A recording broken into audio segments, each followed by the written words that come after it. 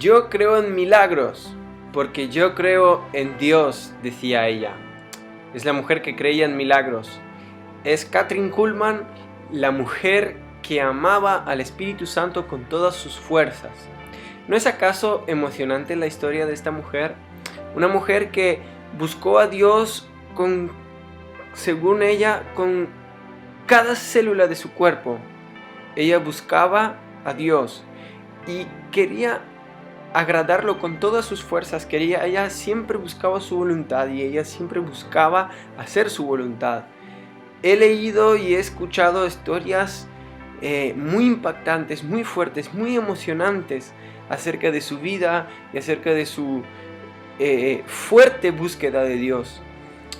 He escuchado que ella pasaba horas y horas buscando su presencia, buscando oír su voz. Cuando ella hacía campañas de sanidades, de milagros, había veces que los servicios de adoración podían llegar a durar hasta 3 horas, porque ella no se animaba a salir de su camerino para ir al estadio a ministrar milagros, a ministrar la presencia, porque ella decía, si Él no está, no importa que yo esté. Si Él no está y yo salgo al escenario, no va a pasar nada.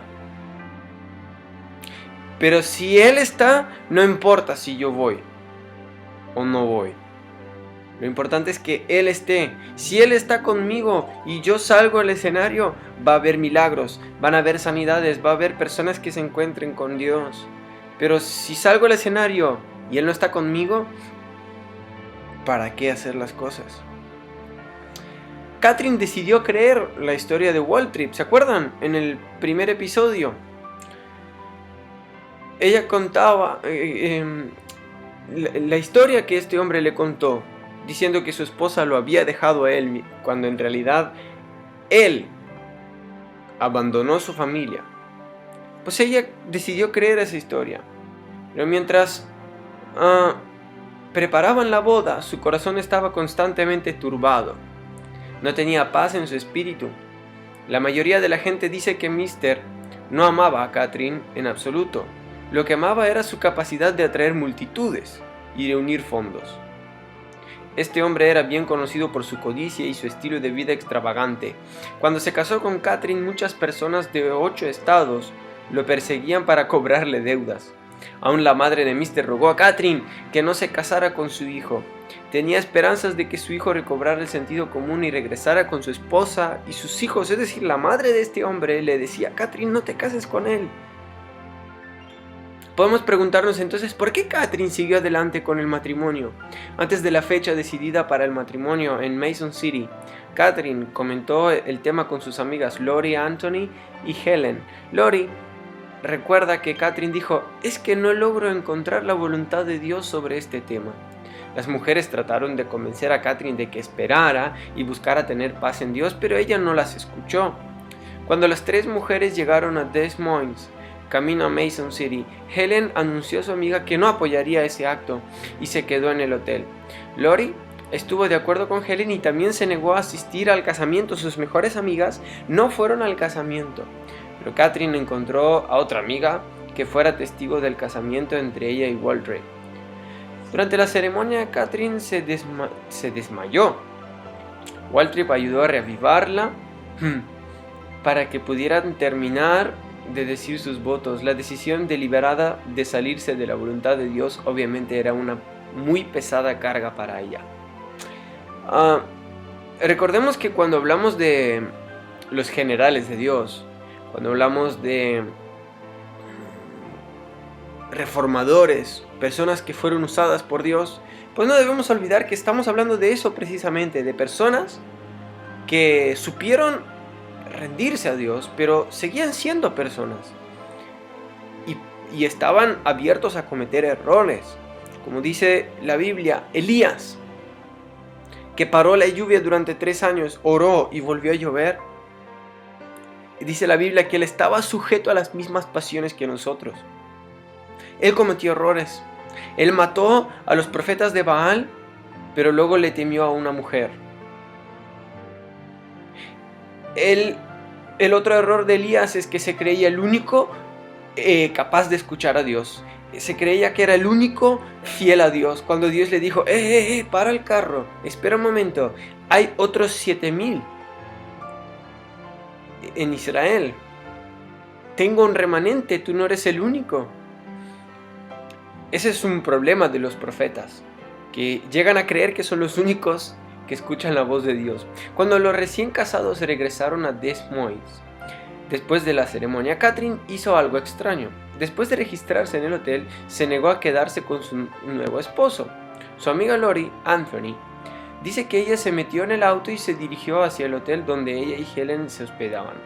Catherine se quedó en el cuarto de sus amigas llorando y admitiendo que había cometido un error al casarse y que pediría la anulación del matrimonio. Lori entonces llamó a Waltrip para informarle lo que Catherine deseaba hacer. Mientras Waltrip se quejaba de perder a su esposa, Lori exclamó, por empezar, ella nunca fue suya. Las tres mujeres salieron de Des Moines esperando explicar la situación a la congregación en Denver, pero la congregación no les dio ninguna oportunidad. Estaban furiosos con Catherine por tomar la situación tan a la ligera y por haberse casado en secreto. Lori dijo que la congregación de Denver empujó a Catherine de vuelta a los brazos de Waltrip. La obra de Catherine, que se había construido tan diligentemente durante los 5 años anteriores, se desintegró con rapidez. Hewitt compró su parte del edificio. Helen se fue a ayudar en una pequeña obra en Denver. Las ovejas se dispersaron. Debido a su terrible error, Catherine perdió su iglesia, sus amigas más cercanas y su ministerio. ¡Wow! ¡Qué grave error! Aún su relación con Dios sufrió porque ella puso a Mister y sus deseos por encima de su pasión por Dios. Kathryn Kuhlman, la mujer que algunos habían adorado como perfecta Madonna, era en realidad, esto es un comentario del redactor, era en realidad un ser humano sujeto a tentaciones, que es lo que acabamos de decir. Ella fue una gran mujer de Dios, pero lo que la hizo grande fue la decisión de actuar para recuperarse de su error. Es decir, está claro que ella cometió un error, subió muy alto en su vida, pero le bastó un error tan pequeño o tan grande como el de no escuchar la voz de Dios. Porque ella oyó la voz de Dios, pero no la escuchó, no obedeció. Perdió todo lo que se había edificado durante 5 años, lo perdió en un instante. Ella fue una gran mujer de Dios, pero lo que hizo grande fue su decisión de actuar para recuperarse de su error. Ella cayó, perdió sus amigos, perdió el ministerio, su relación con Dios fue dañada, pero ella tomó la decisión de recuperarse de su error. A pesar de las miradas, los comentarios y el rechazo generalizado, necesitó una gran fe y una determinación tenaz para restaurar su ministerio. Mira, nosotros como cristianos muchas veces atravesamos valles de sombra de muerte, como lo dice el Salmo. Y son eso, valles de sombra de muerte. No dice valles de muerte. Porque para un hijo de Dios, la muerte definitiva no existe. Siempre y cuando estás en el reino de Dios, tú puedes salir por X situación, por X decisión, pero puedes volver. Y algo hermoso que encontramos en la reconciliación con Dios es el poder de la resurrección.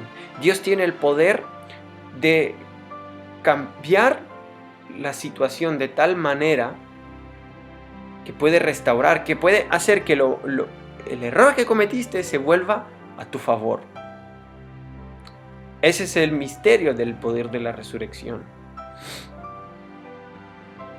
Ella tuvo una gran fe y una determinación tenaz para restaurar su ministerio.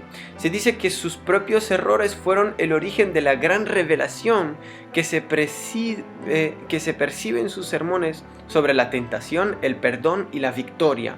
Pero esta revelación no se produjo de un día para otro. Catherine pasó los siguientes 8 años en completo anonimato en lo que al gran ministerio se refiere.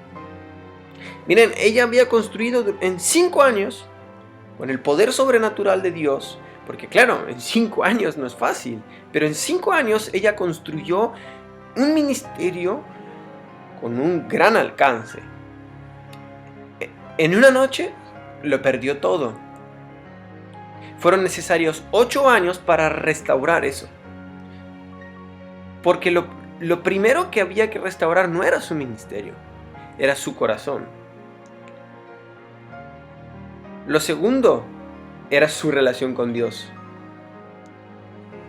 6 años duró el matrimonio y durante los 2 siguientes ella estuvo tratando de encontrar el camino de vuelta al ministerio de tiempo completo. Algunos amigos que viajaron a Mason City durante el año que Catherine vivió allí comentaron que ella solía sentarse en la plataforma detrás de su esposo y llorar mientras él predicaba.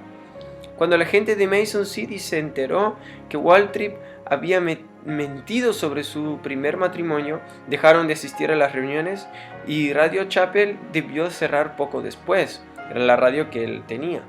Las pocas veces que Waltrip dejó ministrar sola a Catherine fue en lugares donde nadie sabía que ella era casada. Al menos una vez una serie de reuniones fue cancelada a último momento cuando alguien de la congregación le comentó al pastor que ella estaba casada con un hombre divorciado. Catherine dejó Waltrip en 1944 mientras vivían en Los Ángeles, pero él no pidió el divorcio hasta 1947. En una de las raras ocasiones en que habló sobre estos años y sobre lo que había sucedido, Catherine comentó en sus propias palabras: tuve que escoger entre el hombre a quien quería y el Dios a quien amaba. Sabía que no podía servir a Dios y vivir con Mister, como ella lo llamaba, Mister. Al mismo tiempo, no creo que nadie pueda experimentar un dolor tan profundo como el mío. Era la agonía de morir, porque lo amaba más que a la vida misma. Ella dice que amaba a Dios más que a la vida misma. Inclusive durante algún tiempo lo quise más que a Dios. Wow, dice, inclusive lo quise más que a Dios durante algún tiempo. Finalmente le dije que tenía que marcharme. Dios nunca me había relevado de aquel llamado original, porque el tiempo que vivimos juntos mi conciencia me atormentaba y la reprensión del Espíritu Santo era tal que resultaba casi intolerable. Ya estaba cansada de tratar de justificarme. ¿Os acordáis de la historia del hijo pródigo? Dios siempre te abre las puertas si tú quieres volver. En una de sus últimas apariciones, durante una conferencia en el momento dedicado a preguntas y respuestas, un joven del público le preguntó cómo había enfrentado su muerte. Él había oído hablar de estas muertes varias veces. Ella respondió, sus propias palabras: fue a través de una gran desilusión. Me sentí como si todo mi mundo se hubiera acabado. ¿Sabes? No es lo que te pasa, sino lo que haces con eso después que pasa. Y esto nos lleva nuevamente a la voluntad de Dios. En este momento sentí que lo que me había sucedido era la tragedia más grande de mi vida. Pensé que jamás podría levantarme otra vez. Jamás, jamás. Nunca nadie sabrá si no ha muerto. Nunca nadie sabrá si no ha muerto de lo que estoy hablando. Hoy creo que fue parte de la perfecta voluntad de Dios para mi vida. Catherine comentó varias veces cuánto había sufrido por amor al ministerio. Pero en realidad también hubo otras personas que sufrieron. Hubo una esposa que fue abandonada en Texas, con 2 niños pequeños, sin poder explicarles por qué jamás volverían a ver a su papá. Esta dura prueba trajo un gran dolor a todas las personas que conocían y amaban a la pareja. Pero a partir del momento en que tomó su decisión, Catherine nunca se apartó del llamado de su vida. Nunca se desvió de la senda que Dios había trazado para ella y nunca más volvió a ver a Mister. Compró un boleto de ida a Franklin, Pensilvania, y jamás regresó. Fue totalmente restaurada en su vida con Dios. Aunque este fue un tiempo difícil para ella, las bendiciones de Dios pronto la siguieron. Pero el destino que siguió Waltrip no se conoce con exactitud, simplemente desapareció de la vista. Ni siquiera se puso en contacto con su familia, según su ex esposa Jessie.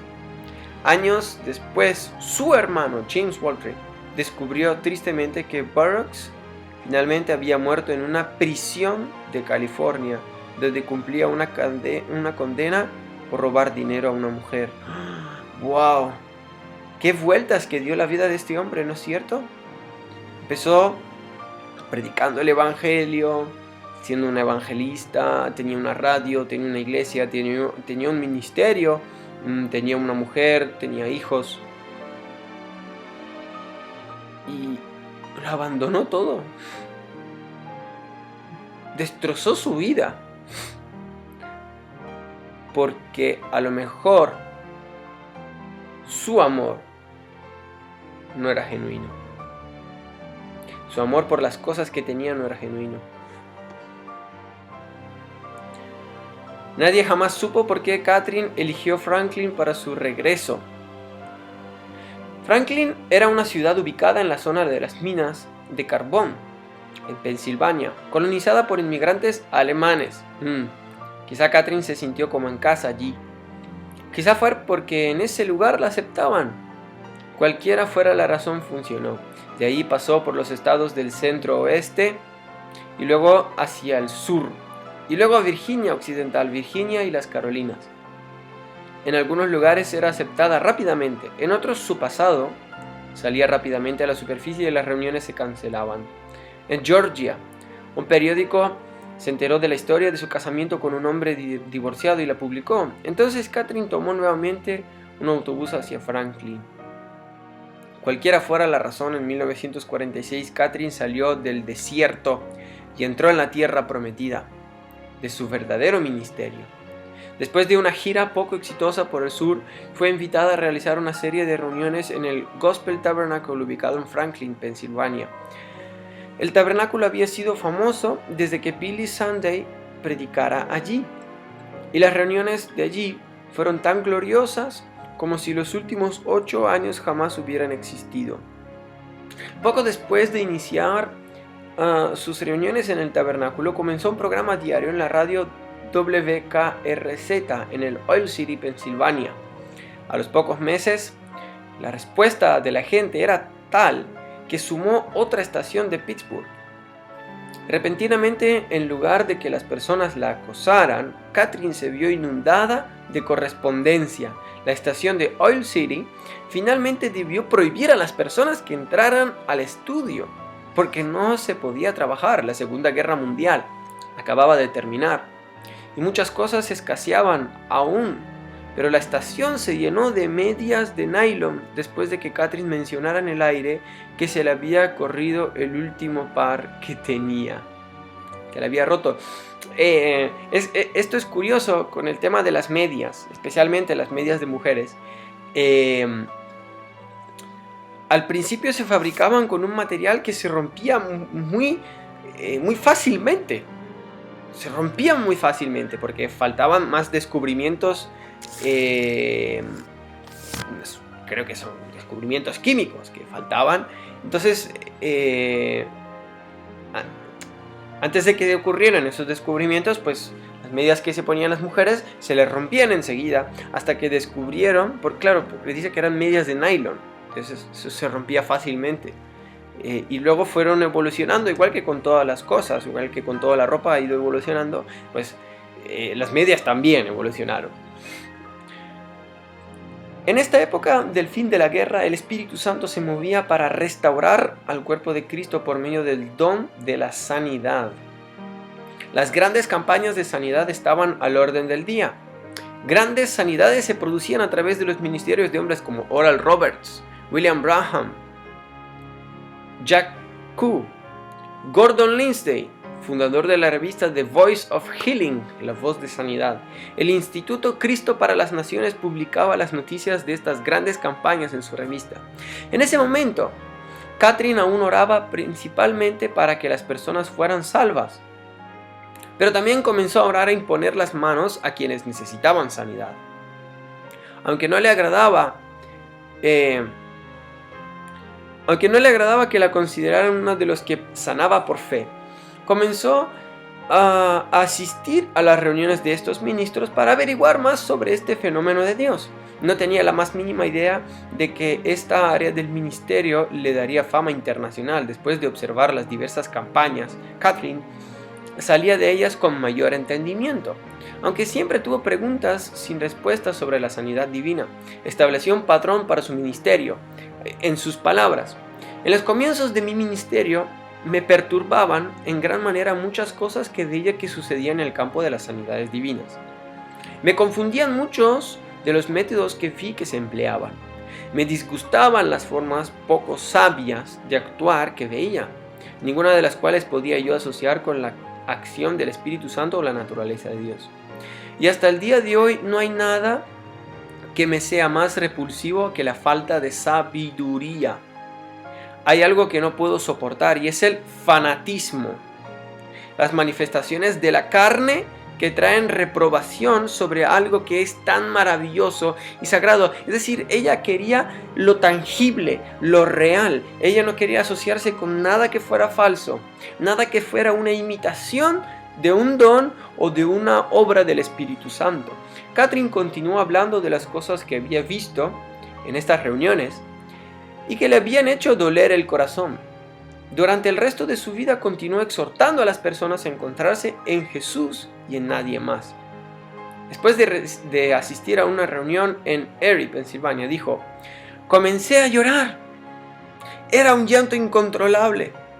Las miradas de desesperación y decepción que vi reflejadas en aquellos rostros cuando les indicaron que su falta de fe los apartaba de Dios, me atormentaron durante muchas semanas. ¿Era este el Dios tan misericordioso y compasivo?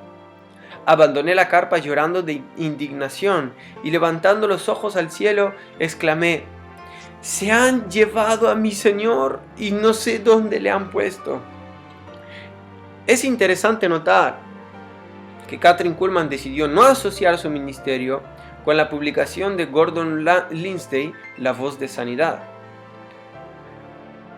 La publicación era la promoción preferida por los evangelistas de la sanidad de esa época y Kathryn prefirió no ser parte de ella.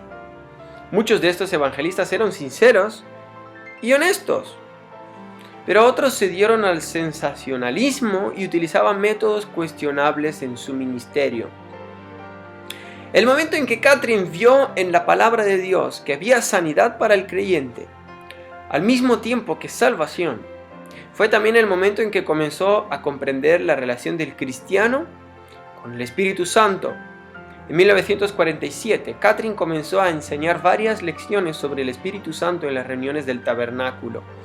Algunas de las cosas que dijo la primera noche fueron revelaciones hasta para ella misma. Más tarde relató que estuvo levantada toda la noche orando y leyendo más de la palabra. La segunda noche fue una ocasión muy especial. Una persona dio testimonio de que había sido sanada en una reunión de Kathryn Kuhlman.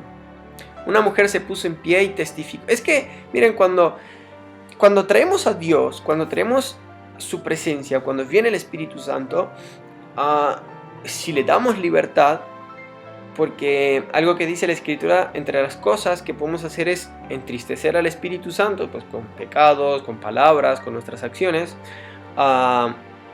pero también dice que podemos apagar,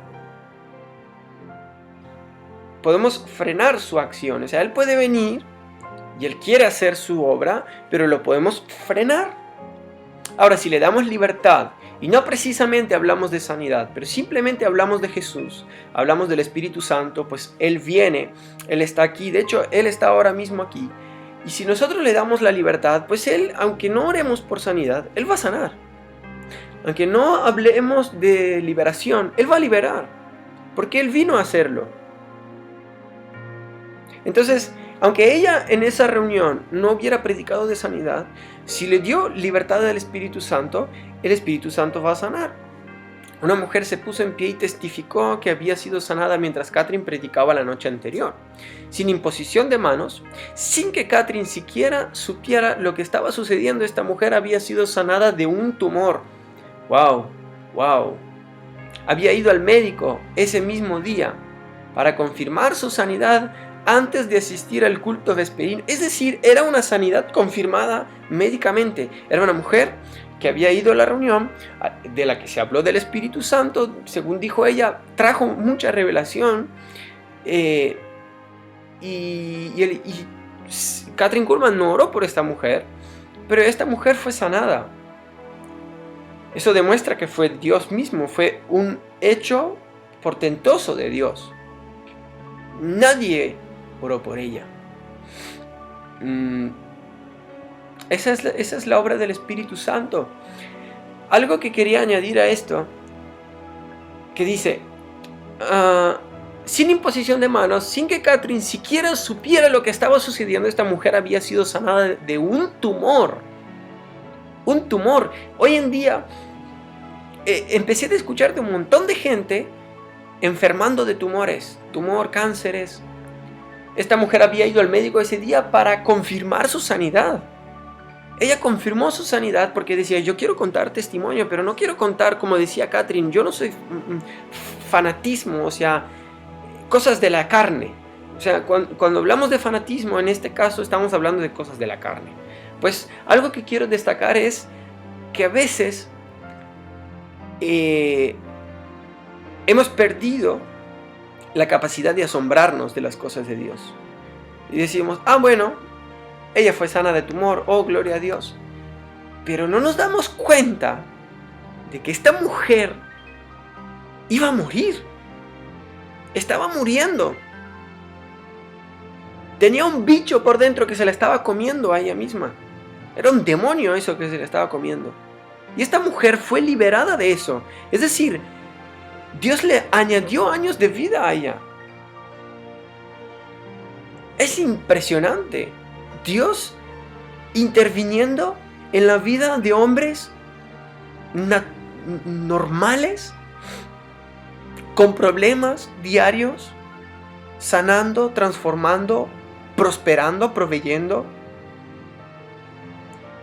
Y a veces nos cuentan algo así, o Dios transformó mi casa, Dios transformó mi familia, y decimos, bueno, es Dios, vamos a darle la gloria.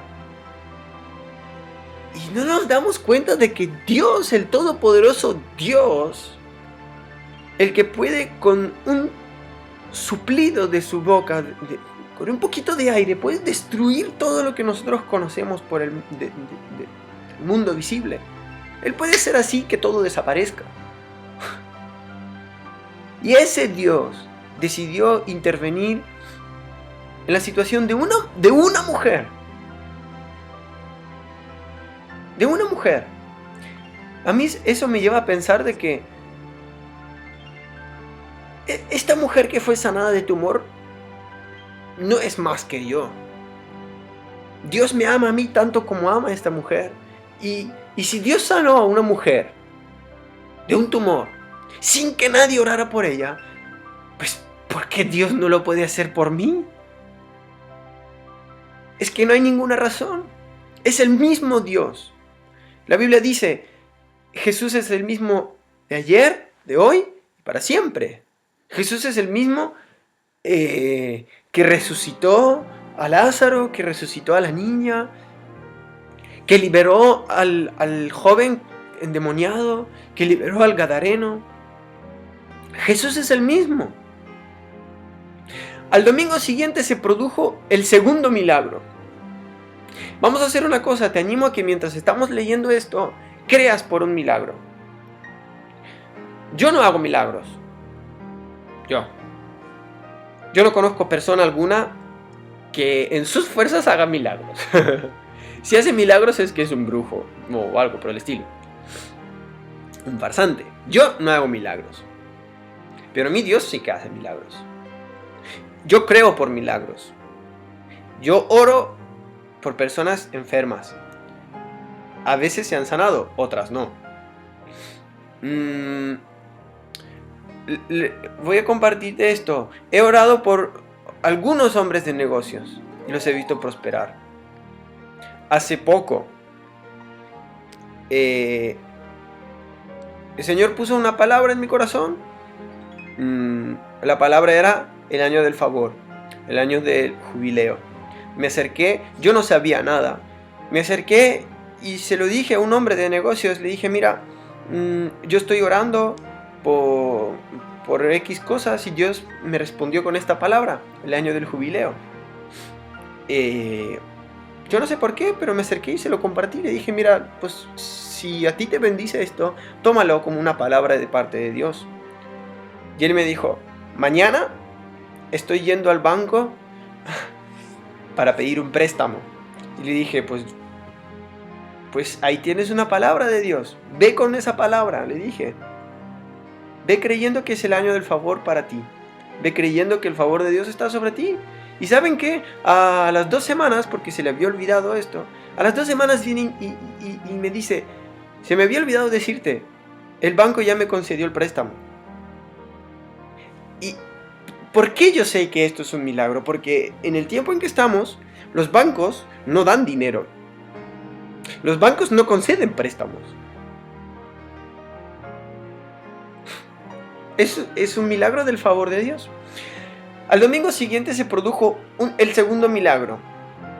Un veterano de la Primera Guerra Mundial que había sido declarado legalmente ciego después de un accidente industrial recibió el 85% de la visión del ojo que tenía afectado en forma permanente y visión completa en el otro ojo. ¡Wow! Era un hombre que se había quedado ciego después de un accidente industrial durante la Primera Guerra Mundial.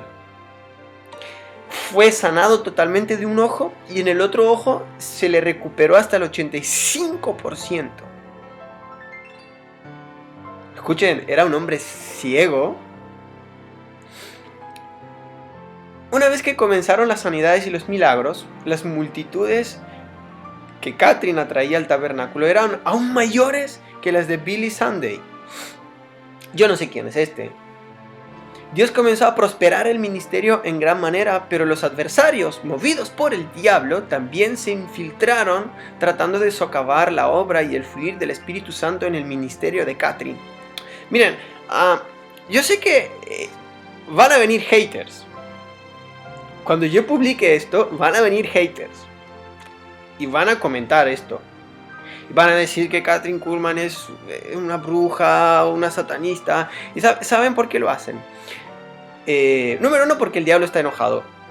Está enojado con las personas que creen y que se mueven en el poder de Dios. Está enojado.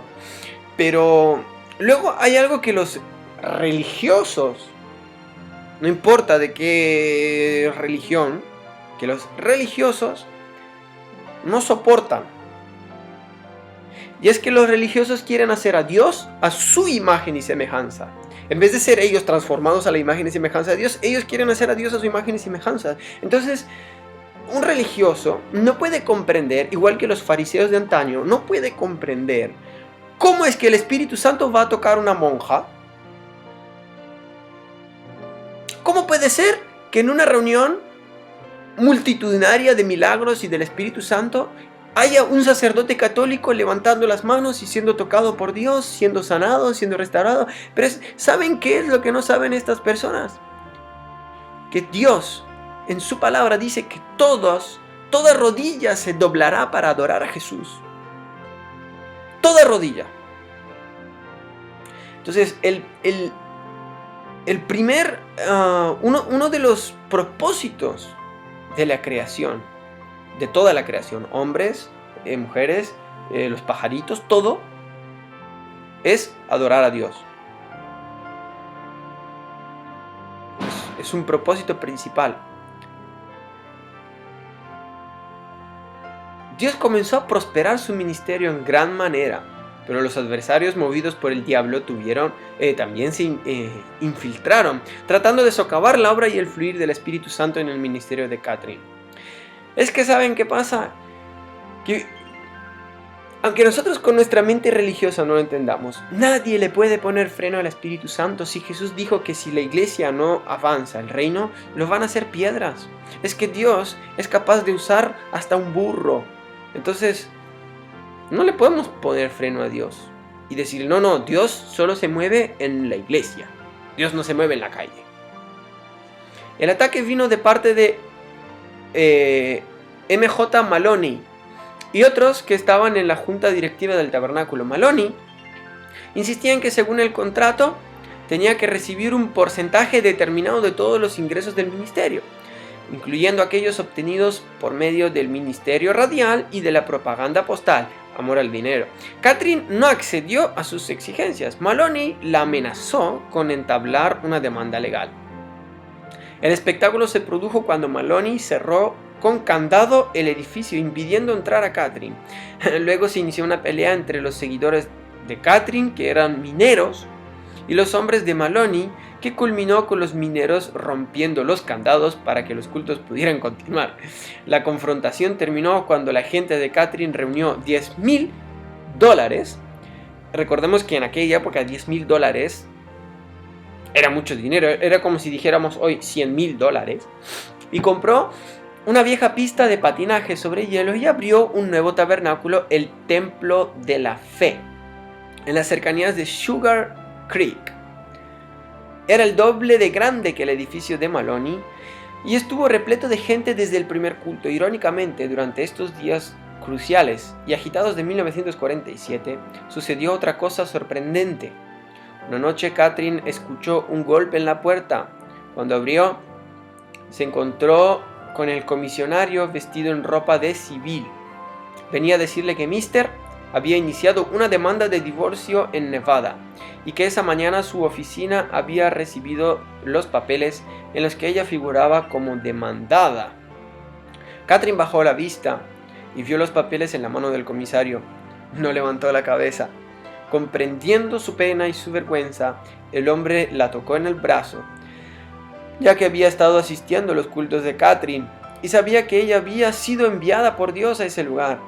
Sabiendo que las demandas de divorcio que incluían nombres de personas famosas muchas veces se entregaban a la prensa para ser publicados, el comisario se encargó de que los papeles quedaran bien guardados para poder entregarlos personalmente. Además, el comisario aseguró a Catherine que nadie excepto ellos dos sabría jamás de esa acción legal. Ella le respondió que le estaría agradecida por el resto de su vida. La bondad de este hombre evitó a Catherine un terrible dolor.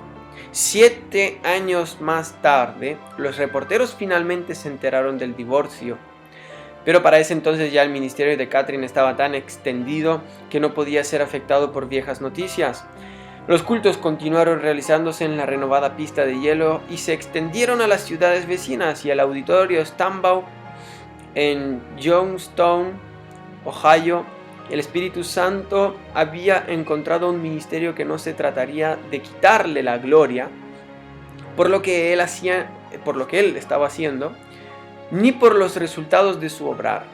Una ex secretaria recordó, una secretaria del ministerio: la señorita Kuhlman era tan sensible a Dios. Yo estaba en el tabernáculo después de un culto. Podía ver dentro del salón de radio. Allí la señorita Kuhlman, sin darse cuenta de que alguien podía verla, estaba de rodillas alabando a Dios por el culto, por lo que había sucedido. A medida que su ministerio se desarrollaba, Catherine comenzó a poner menos énfasis en la fe y más en la soberanía del Espíritu Santo. En sus reuniones no había tarjetas de oración, ni carpas para los inválidos, ni largas filas de personas enfermas esperando que ella les impusiera las manos. Catherine nunca acusó a los que no recibían sanidad de ser débiles en la fe. Parecía que las sanidades se producían en todo el auditorio mientras la gente estaba simplemente en sus asientos, concentrados en Jesús mirando el cielo. Y es que hay algo en el tema de olvidarse de uno mismo. de olvidarse de los problemas, de olvidarse de la situación actual y simplemente enfocarse en Él. Simplemente enfocarse en Jesús. Simplemente enfocarse en su presencia. Enfocarse en lo que Él dice, en lo que Él habla, adorarle, stay resting, estar descansando en su presencia. Parecía que las sanidades ocurrían y simplemente las personas en sus asientos estaban concentrados en Jesús mirando al cielo. Y a mí me gusta el tema de no hablarle a la gente de que son débiles en la fe. ¿Por qué? A lo mejor es verdad, a lo mejor hay personas que han pasado situaciones difíciles, les cuesta creer. Pero ¿saben qué dice la Biblia? Que todo el que le entregó su corazón a Jesús ha recibido el Espíritu Santo. Por lo tanto, ha recibido dos cosas simplemente por eso. El amor de Dios y fe. ¿Qué sucede? Que todos hemos recibido una medida del amor y una medida de la fe. Y esa medida de fe pues, la podemos hacer más grande. La medida del amor la podemos hacer más grande, pero verdad que no todos los días caminamos con grandes medidas de amor. Y no con todas las personas tenemos grandes medidas de amor. Pues bien, eso se puede trabajar. Pero hay algo curioso que dice la Biblia. Y es que los que creen en mi nombre echarán fuera demonios, pero dice, en mi nombre pondrán las manos sobre los enfermos y sanarán. Pero dice, los que creen, Marcos 16, los que creen pondrán las manos sobre los enfermos y sanarán. Entonces, ¿de quién es la condición de que tiene que creer? ¿Quién pone la mano? Es que una persona que está enferma necesita que tú compartas fe con ella, no que le digas, tú eres débil, tú no vas a ser sano. No. A veces yo también he escuchado estas cosas. No fue sano porque su fe es débil. Puede ser que su fe sea débil, pero el que tiene que creer eres tú, el que estás orando por el milagro. Si no, piensen en esto. ¿Cómo podríamos predicarle a un musulmán, a un budista, si ellos no tienen nada de fe en Jesús? Si ellos creen que Jesús fue un profeta y no sé qué, no sé cuántos, y que era un ángel, y que no, o por un testigo de Jehová que no creen en lo sobrenatural. El que tiene que creer, el que tiene que traer poder, el que tiene que aportar la fe, es el que está orando. Si no, nunca podríamos ver milagros en la calle. No podríamos ver milagros en las calles. Entonces, si tú vas a orar por alguien enfermo, tienes que levantarlo, no hundirlo. Tienes que hacerlo creer, darle esperanza, no decirle, tu fe es débil, tú no tienes... No. Son personas que están muriendo. Necesitan lo contrario, necesitan que alguien los levante, darle un abrazo, darle amor. Y si simplemente nosotros como iglesia hacemos esto, nos concentramos en Jesús, miramos al cielo, oramos que venga el cielo en la tierra, simplemente nos tiramos al suelo y pedimos por su presencia y nos hundimos en su presencia y nos convertimos en sus manos, en sus ojos, en su boca, en sus pies, pues Él va a tomar nuestras manos, nuestros pies, nuestras voces y las va a usar.